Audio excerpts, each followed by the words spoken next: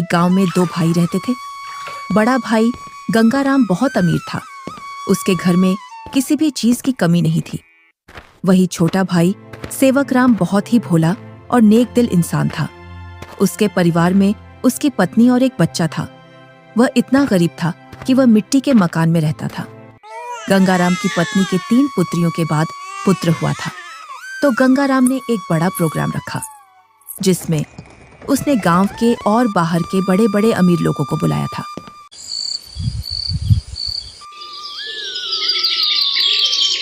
सुबह से ही गंगाराम के घर के चारों ओर चहल पहल थी। कहीं पकवान बन रहे थे, तो कहीं बच्चे खेल रहे थे और कहीं मेहमान आ रहे थे। गंगाराम के घर के चारों ओर खुशी का माहौल था। धीरे धीरे चारों ओर के मेहमान आ गए, पर आपके छोटे भैया सेवक कहीं दिखाई नहीं दे रहे हैं। अभी तक आए नहीं। आपने गांव में सबको बुलावा दिया है ना? अरे हाँ, बुलाया है उसको, आता ही होगा अपने बच्चों के साथ। तू यहीं रुक और मेहमानों को देख, मैं अभी आता हूँ व्यवस्था देखकर। इतना कहकर गंगाराम घर से बाहर चला जाता है और गुनगुनाता है, मैं उसको अपने प्रोग्राम में क्यों बुलाऊं? वो कहाँ और मैं कहाँ? मेरे यहाँ एक से बढ़कर एक अमीर मेहमान आ रहे हैं। अगर किसी को पता चल गया कि मेरा भाई इतना गरीब है तो मेरी नाक कट जाएगी। कुछ गांव के लोग सेवकराम के घर के आगे से गंगाराम के प्रोग्राम में जा रहे थे और सेवकराम अपने घर से खेतों पर जाने की तैयारी कर रहा था। जैसे ही वह घर से बाहर निकलता है तो उसको कुछ गांव वाले मिल जाते हैं। अरे सेवकराम, तू अपने भाई के घर नहीं गया? तेरी भाभी के बहुत दिनों बाद लड़का हुआ है। इसी उपलक्ष्य में तेरे भाई ने बहुत बड़ा प्रोग्राम रखा है। तू तो चाचा बन गया है और तू यहाँ, जबकि तुझे तो अपने भाई के घर सबसे पहले पहुँचना था। सेवकराम ये सुनकर दंग रह जाता है। इस बारे में उसे कुछ भी पता नहीं था, पर वह गांव वालों के सामने ऐसे बोलता है जैसे उसे पहले से सब पता है। अरे हाँ भाई, मुझे भी जाना है। बस थोड़ा सा खेतों पर काम बचा है, उसको मैं पूरा करके आता हूँ। जल्दी काम पूरा करके आ भाई। सुना है भाई गंगाराम ने बहुत ही स्वादिष्ट पकवान बनवाए हैं और उसने खाने पर पूरे गांव को बुलाया है। हाँ, ये तो बड़ी ही अच्छी बात है। तुम लोग चलो, मैं आता हूँ। जैसे ही गांव वाले वहां से निकल जाते हैं तो सेवकराम का मुंह उतर जाता है। ये तो बहुत खुशी की बात है, पर इसके बारे में तो मुझे कुछ पता ही नहीं है। चलो, मेरे बड़े भाई के घर पुत्र रत्न तो आया और मैं फिर से चाचा बन गया, पर मुझे इस बारे में कुछ बताया भी नहीं। शायद काम काज ज्यादा है, इसी वजह से मुझे बताना भूल गया होगा, वरना ऐसा हो नहीं सकता कि मेरा भाई मुझे न बुलाए। अरे भाग्यवान, तुमने सुना? तुम्हारी जेठानी के लड़का हुआ है। कुछ गांव वाले इधर से गुजर कर जा रहे थे। क्यों ना अपन भी चलें बड़े भाई के यहाँ? सुना है बहुत ही अच्छे अच्छे पकवान बने हैं वहाँ पर। अरे, ये तो बड़ी खुशी की बात है। आप फिर से चाचा बन गए और मैं चाची, परंतु उन्होंने हमें बुलाया नहीं। बिना बुलाए हम कैसे जा सकते हैं उनके प्रोग्राम में? बिना बुलाए वहाँ जाना सही नहीं होगा। अगर गांव में इस बात का पता चल गया कि हम बिन बुलाए उनके प्रोग्राम में आए हैं तो लोग क्या कहेंगे? बड़े भैया इतना बड़ा प्रोग्राम कर रहे हैं और इतने बड़े प्रोग्राम में पूरे काम की जिम्मेदारी भी उन्हीं पर है। तुम्हें पता है ना उनके पास कितना कामकाज होगा। इसी कामकाज की वजह से हमसे बोलना भूल गए होंगे और प्रोग्राम वाला आदमी तो कुछ ना कुछ तो भूल ही जाता है। आप लोग चलो ना, मैं अपने ताऊ का घर और अपने छोटे भाई को देख आऊंगा। कैसे चलें बेटा? मन तो मेरा भी बहुत कर रहा है जाने को, पर उन्होंने हमें प्रोग्राम का निमंत्रण भी नहीं दिया और ना ही हमसे बोला। उन्होंने फिर किस मुंह से उनके प्रोग्राम में जाएं? क्या हम अपने छोटे भाई से मिलने नहीं जाएंगे पापा? क्यों नहीं, हम जरूर चलेंगे आपके छोटे भाई से मिलने के लिए। क्यों आप छोटे बच्चे को झूठी तसल्ली दे रहे हो? तुम्हें पता है ना, तुम्हारे बड़े भाई हमें उनके बराबर नहीं समझते हैं, तभी तो उन्होंने हमें प्रोग्राम में नहीं बुलाया है। तुम तो सदा गड़े मुर्दे उखाड़ती हो।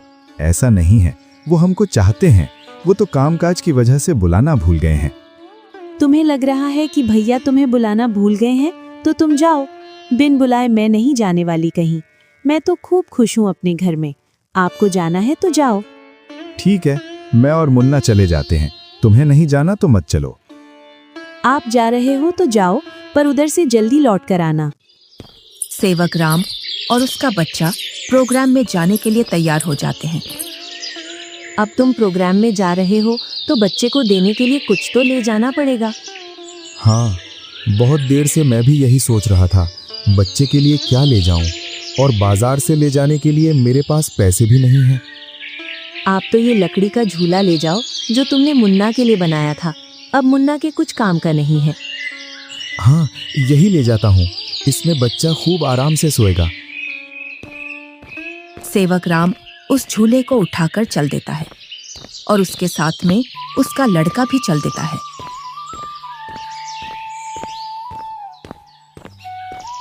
थोड़ी देर बाद दोनों प्रोग्राम में पहुंच जाते हैं।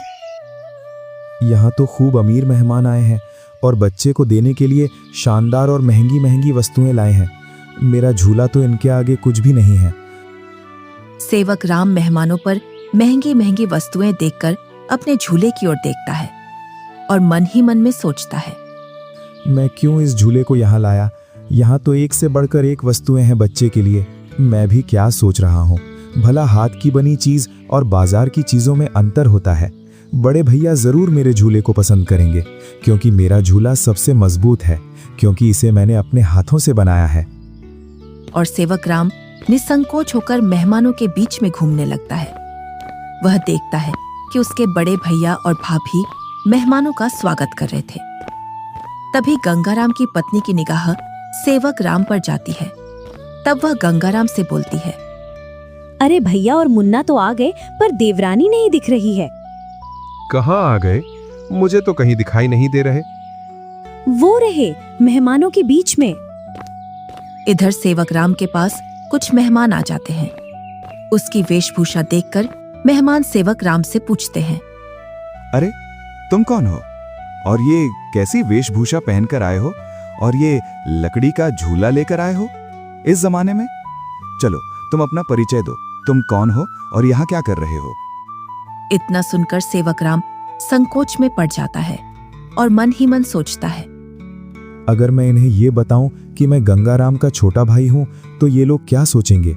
एक भाई इतना अमीर और एक भाई इतना गरीब कि वो प्रोग्राम में एक जोड़ी कपड़ा भी सही से पहनकर नहीं आ सकता है। इससे अच्छा तो मैं झूठ बोल दूं। मैं गंगाराम जी का मजदूर। अरे तुम इतना क्यों घबरा रहे हो? डरो मत, बेझिझक होकर बोलो। गंगाराम जी का मैं मजदूर मैं छोटा भाई हूँ। वह बहुत कोशिश करता है झूठ बोलने की, लेकिन उसके मुंह से सच निकल जाता है। क्या बोल रहे हो? तुम्हें पता है ना तुम गंगाराम जी को अपना भाई बता रहे हो? तुम्हें पता है ना वो कहाँ और तुम कहाँ? अपने आप को देखो और उनका प्रोग्राम देखो। इतने में ही गंगाराम वहां आ जाता है और बोलता है, क्या बोल रहा है ये? ये तुम्हें अपना भाई बता रहा है कि तुम इसके भाई हो। मेरा भाई होता तो वो इस हालात में रहता। ये तो मेरा हारी है, हारी। इसको मैंने एक दिन प्यार से भाई क्या बोल दिया, मुझे अपना भाई बताने लगा। इतना सुनकर सेवक राम अपना सिर झुका लेता है। आप प्रोग्राम का आनंद लीजिए। चलो मैं और मेहमानों से मिलता हूँ। जी आप मिलिए, हम भी और परिचितों से मिल लेते हैं। चलो तुम यहाँ से बाहर चलो, मुझे तुमसे कुछ बात करनी है। दोनों भाई एकांत में चले जाते हैं। जब तुम्हें पता है मेरे यहाँ एक से बढ़कर एक मेहमान आए हैं, फिर भी तू प्रोग्राम में घुस आया मेरी नाक कटवाने के लिए। और ये क्या लेकर आया है मेरे लड़के के लिए? लकड़ी का झूला। इस झूले में सोएगा मेरा लड़का। मेरा लड़का तो मखमल के झूले में सोएगा। किसमें? मखमल के झूले में। जा यहाँ से, मुझे दिख मत जाना अब इस प्रोग्राम में। अगर कुछ खाना बचेगा तो मैं सुबह भिजवा दूंगा तेरे घर पर। और हाँ, साथ में अपने लड़के को भी ले जाना यहाँ से। मुन्ना की माँ ठीक बोल रही थी कि बिन बुलाए वहां मत जाओ। मेरी ही गलती है जो मैं बिन बुलाए यहाँ आ गया। सेवक राम अपने बच्चे को लेकर अपने घर की ओर चल देता है, बड़े ही उदास मन से। इतने में ही बच्चा बोलता है, पापा, हम छोटे भैया से भी तो नहीं मिले और आप इतनी जल्दी घर चल रहे हो। सेवक राम थोड़ी हिम्मत करके अपने लड़के से बोलता है, बेटा हम शाम को आएंगे।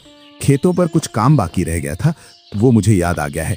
उसे करके मैं आ जाऊंगा। उसके बाद चलेंगे हम तेरे छोटे भाई से मिलने के लिए। दोनों घर पहुंच जाते हैं। मुन्ना घर से बाहर बच्चों के साथ खेलने के लिए चला जाता है। इधर सेवक राम अपनी पत्नी को पूरी घटना सुना देता है और उसकी आंखों से आंसू छलक जाते हैं। पता नहीं ईश्वर की कैसी लीला है, आज भाई ने भाई को पहचानने से मना कर दिया। आप रोइए मत, ईश्वर एक दिन सब ठीक कर देगा। ईश्वर को भाइयों के बीच में इतना फासला भी नहीं रखना चाहिए कि वे एक दूसरे से ही दूर हो जाएं। आप इतना दुख मत मनाइए, सब ठीक हो जाएगा। आप बस ईश्वर पर विश्वास रखिए। तीनों सो जाते हैं।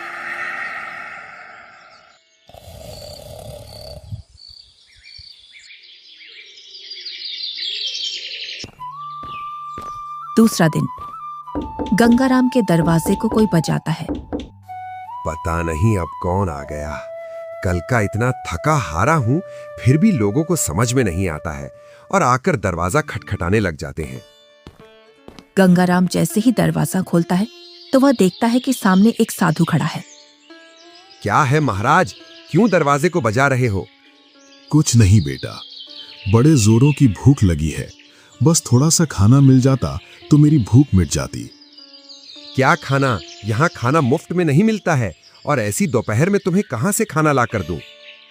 बेटा, घर में कुछ तो होगा, उसमें से ही कुछ खाने को दे दो जिससे मेरी भूख शांत हो जाए। इतना बड़ा गांव है, तुम्हें मेरा ही घर मिला खाना मांगने के लिए? यहाँ कुछ नहीं है, चले जाओ यहाँ से। इतना कहकर गुस्से में गंगाराम दरवाजा बंद कर लेता है। ईश्वर तुम्हें सदा खुश रखे बेटा। इतना बोलकर साधु वहां से चला जाता है। इधर गंगाराम की पत्नी गंगाराम से पूछती है, कौन आया था दरवाजे पर जो तुम इतने जोर से उस पर चिल्ला रहे थे? कोई नहीं, एक ढोंगी बाबा आया था दरवाजे पर, बोल रहा था खाना खिला दो, तो मैंने उससे मना कर दिया, यहाँ नहीं है खाना। तुम भी पता नहीं अब किस नशे में रहने लगे हो। कल का इतना सारा खाना बचा था, वो वैसे ही फेंकेगा। उसमें से कुछ खाना खिला देते। मैंने ये खाना गरीबों और ढोंगियों के लिए नहीं बनवाया है। ये खाना सिर्फ हम जैसे बड़े लोग ही खा सकते हैं। गंगाराम की पत्नी गुनगुनाते हुए वहां से अपने कमरे में चली जाती है। इनको तो पता नहीं अब किस बात का नशा आने लगा है, सीधे मुंह अब किसी से बात ही नहीं करते हैं। इधर साधु सेवक राम के घर के सामने पहुंच जाता है और बाहर से आवाज लगाता है, अरे घर में कोई है? अरे घर में कोई है? आवाज सुनकर सेवक राम घर में से बाहर निकल आता है। साधु को देखकर बोलता है, जी साधु महाराज, बताइए मैं आपकी क्या सेवा करूं? कुछ नहीं बेटा, बहुत तेज भूख लगी है। कुछ खाने को मिल जाए तो आत्मा तृप्त हो जाएगी मेरी। क्यों नहीं साधु महाराज, आइए आइए, जो कुछ हमारे घर में खाने के लिए मिलेगा हम आपको खिलवा देंगे। दोनों घर के अंदर चले जाते हैं। सेवक राम और साधु जमीन पर बैठ जाते हैं और सेवक राम अपनी पत्नी से बोलता है, अरे भाग्यवान, घर में कुछ हो तो खाने का साधु महाराज को ले आओ। सुबह की कुछ दाल रोटी रखी है और अभी खाना बनाने के लिए घर में कुछ भी नहीं है। अरे बेटी, तुम तो शर्माओ मत, जो घर में खाने का हो वही ले आओ, मैं तो खा लूंगा। सेवक राम की पत्नी जो घर में खाना था उसी खाने को गर्म कर लाती है। लीजिए साधु महाराज, गरीब के घर का खाना, हमारे पास तो खाने में यही है। अरे बेटी, तुम अपना मन इतना उदास मत करो, मैं तो ईश्वर की कृपा से जो मिलता है वही खा लेता हूँ। और तुम दोनों इतना उदास क्यों हो? कोई समस्या है आपके यहाँ? साधु महाराज, खेतों में इतना काम कर रहा हूँ, उतनी ही गरीबी आ रही है। गरीबी कम होने का नाम ही नहीं ले रही है। अब तो स्थिति ऐसी हो गई है, 2 वक्त का खाना भी बड़ी मुश्किल से मिलता है। पता नहीं ईश्वर हमारी कौन सी परीक्षा ले रहा है। ये कोई बीमारी तो है नहीं जिसका मैं आपको सही उपचार बता दूं बेटा। बस ईश्वर पर विश्वास रखो, सब सही हो जाएगा। फिर भी मुझे लगता है तुम मुझे तुम्हारी समस्या सही से बता नहीं रहे हो। इतना सुनकर सेवक राम और सेवक राम की पत्नी साधु महाराज को पूरी बात बता देते हैं कि किस प्रकार गंगाराम ने उनके साथ भेदभाव किया। साधु खाना खा लेता है।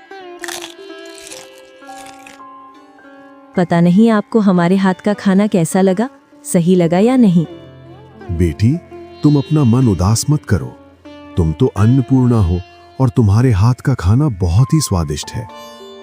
इतना सुनकर सेवक राम की पत्नी खुश हो जाती है। तुमने बेटा आज मेरी आत्मा तृप्त कर दी है। अगर तुम आज मुझे भोजन नहीं देते तो पता नहीं आज भूख की वजह से मेरा क्या होता। साधु अपने थैले में हाथ डालता है और उसमें से एक पोटली निकालता है। इसमें क्या है साधु महाराज? ये पोटली बेटा बीजों का भंडार है। तुम जिस भी फसल का बीज चाहोगे वो बीज इस पोटली में से निकलेगा, जिससे तुम्हारी फसल साधारण फसल से 10 गुना ज्यादा निकलेगी। ये तो महाराज आपकी असीम कृपा है। ये मेरी नहीं, ईश्वर की कृपा है बेटा। बस एक बात का ध्यान रखना, इस पोटली के बारे में कभी किसी को मत बताना, और इसमें से जो बीज निकले उन्हें बेचना नहीं। अगर तुमने ऐसा किया तो ये पोटली आपके किसी काम की नहीं रहेगी। जी साधु महाराज, मैं कभी ऐसा नहीं करूंगा। और साधु महाराज वहां से चले जाते हैं। साधु महाराज के पैर जैसे ही घर में पड़े तब से घर में शांति का अनुभव हो रहा है। हाँ भाग्यवान, अब ईश्वर की कृपा से सब ठीक हो जाएगा।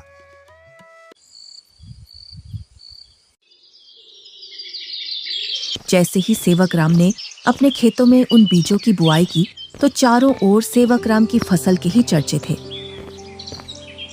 इधर गंगाराम अपने धन के घमंड में जी रहा था, जिससे वह किसी से भी सीधे मुंह बात नहीं करता था। इधर सेवक राम की संपत्ति बढ़ रही थी और गंगाराम की घट रही थी, और इसी के साथ गंगाराम के घर में अशांति भी बढ़ रही थी। कुछ ही दिनों में सेवक राम ने गांव में गंगाराम से भी बड़ा मकान बना लिया था, और सेवक राम अब अपने घर में खूब खुशी खुशी रह रहा था। पर एक दिन, मालिक, अब मैं आपके यहाँ काम नहीं करूंगा। अब मुझे दूसरे गांव में आपसे ज्यादा जमीन मिल रही है और इससे भी अच्छी उपजाऊ। क्या बोल रहे हो हरिया तुम? तुम्हें पता है मेरे पास कितनी जिम्मेदारियां हैं? तुम चले जाओगे तो मैं अकेला कैसे खेती और घर संभालूंगा, और ऊपर से मैं अकेला आदमी। मुझे जहाँ मुनाफा मिलेगा मैं वहीं काम करूंगा मालिक। अगर मुझे इतनी ही मेहनत में मुझे वहां ज्यादा फसल मिलेगी तो मैं वहीं जाऊंगा। अरे हरिया, मैं भी तो तुम्हें खूब मुनाफा करवाता हूँ। बस तुम इस साल और रुक जाओ, मैं जब तक दूसरा हारी देख लूंगा। मालिक, 2 सालों से तुम मुझे बेवकूफ बना रहे हो। न तो तुम अनाज ज्यादा देते हो और न ही तुम दूसरा हारी रखते हो। मैं तो चला, तुम जानो और तुम्हारी खेती। अरे नहीं, ये तो चला गया। अब मैं क्या करूंगा? कई सालों से मैंने खेतों में काम भी नहीं किया है, जिससे अब मुझसे खेतों में काम भी नहीं होगा। क्यों ना मैं सेवक राम के यहाँ जाऊं? अब तक तो उसने उसकी सारी जमीन बेच दी होगी, क्योंकि हालात तो वैसे भी खराब चल रहे थे उसके। वो जरूर मेरे खेतों पर काम कर लेगा। गंगाराम सेवक राम से मिलने के लिए चल देता है।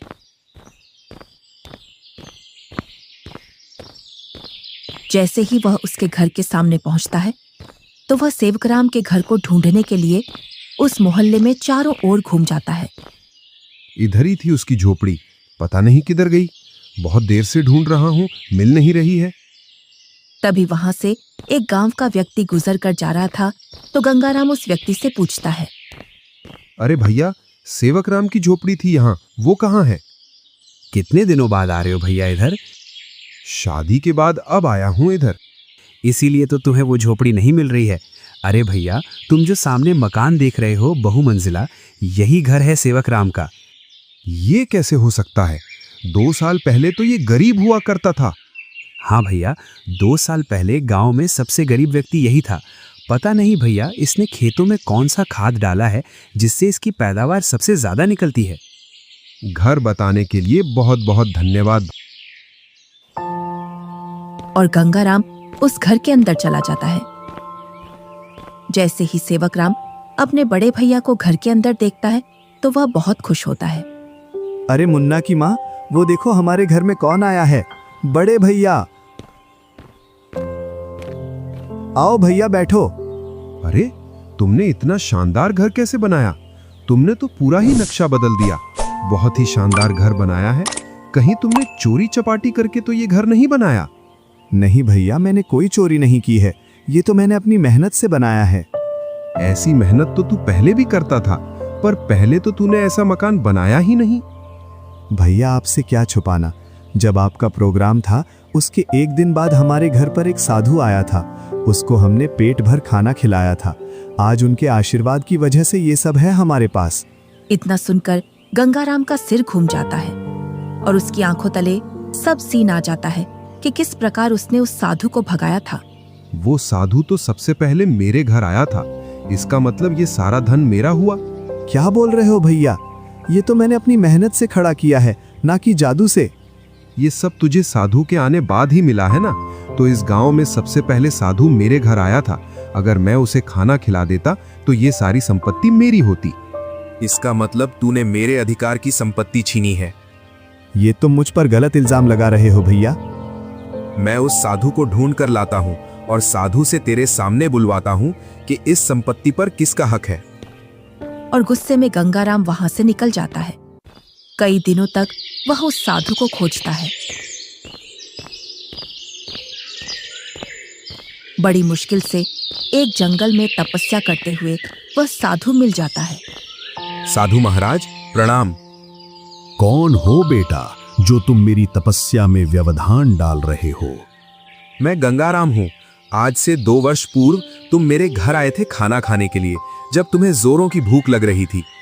तुम तो वही हो ना जिसने खाना देने से मना कर दिया था। हाँ, पर उस संपत्ति पर पहला हक मेरा बनता है जो तुम मेरे भाई को देकर आए हो, क्योंकि तुम खाना मांगने सबसे पहले मेरे घर आए थे। कौन सी संपत्ति? मैंने तो उसे सिर्फ आशीर्वाद दिया था, क्योंकि उसने बड़े ही सम्मान के साथ खाना खिलाया था, और वो धन तो उसकी मेहनत और ईमानदारी का फल है। इतना सुनकर गंगाराम गुस्से में साधु से बोलता है, साधु, तुम मेरे साथ अन्याय कर रहे हो, क्योंकि उसकी संपत्ति पर पहला अधिकार मेरा है, क्योंकि तुम सबसे पहले मेरे द्वार पर आए थे। अगर तुम मुझे ये पहले ही बता देते कि मैं तुझे और भी अमीर बना दूंगा तो मैं तुम्हें उससे भी अच्छा भोजन कराता। उसने क्या खिलाया होगा आपको? सूखी रोटी? गंगाराम साधु से बहुत वाद विवाद करता है और गुस्से में साधु से बोलता है, जिससे साधु को क्रोध आ जाता है। बालक, तुमने मेरी सब्र की सीमा खत्म कर दी है। तुम मेरे श्राप से अब बच नहीं सकते हो। इतना सुनकर गंगाराम के होश उड़ जाते हैं। इतने में ही सेवक राम और गंगाराम की पत्नी आ जाती है। क्षमा कीजिए साधु महाराज, क्षमा कीजिए। अरे बेटी, तुम क्यों माफी मांग रही हो? मेरे पति थोड़े उग्र हैं, उनको पता नहीं है किससे कैसे बात करना है।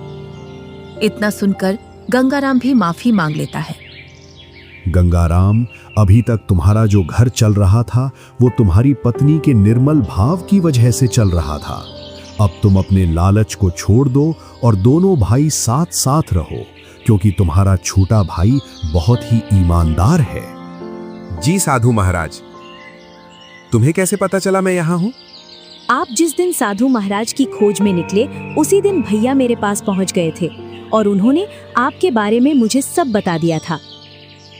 भाई हो तो तेरे जैसा, मेरे जैसा भाई किसी को भी नहीं मिले।